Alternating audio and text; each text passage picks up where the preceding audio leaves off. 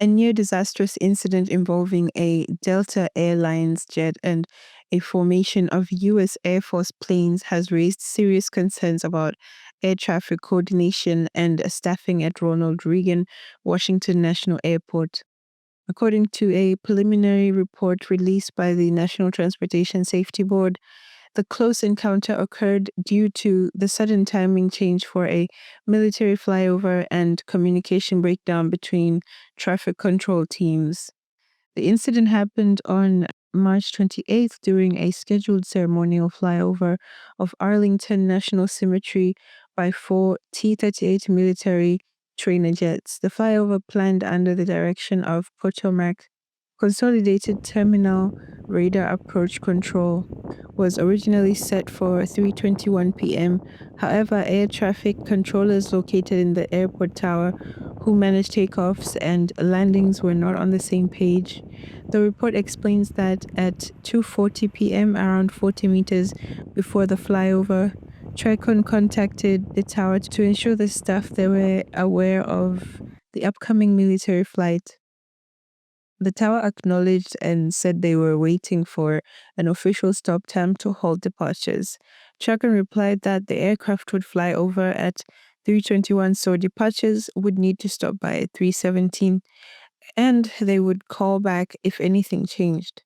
Unexpectedly, at 2 past 3 p.m., after a brief change at Tricon, the military jets requested to adjust their schedule. Tricon approved a new flyover time of 3:15 p.m. 10 minutes later, Tricon called the tower and declared a hard departure stop time of 3:17 p.m., a signal for the tower to cease all takeoffs.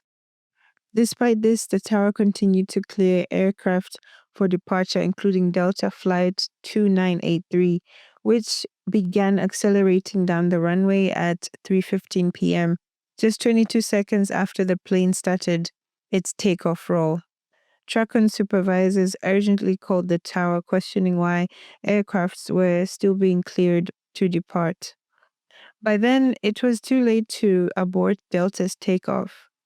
Controllers had to quickly issue warnings to military pilots, advising them to visually scan for the Delta jet, maintain safe separation.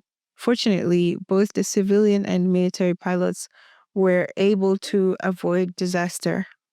The close call comes just months after a tragic mid-air collision at the same airport in January involving a Black Hawk helicopter and a regional jet, which claimed 67 lives.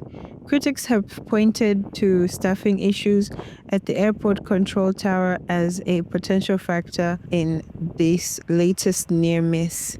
The NTSB report confirms that the tower was understaffed at the time, with only a single controller in charge of overall operations. The tower's usual supervisor had completed their shift before the incident.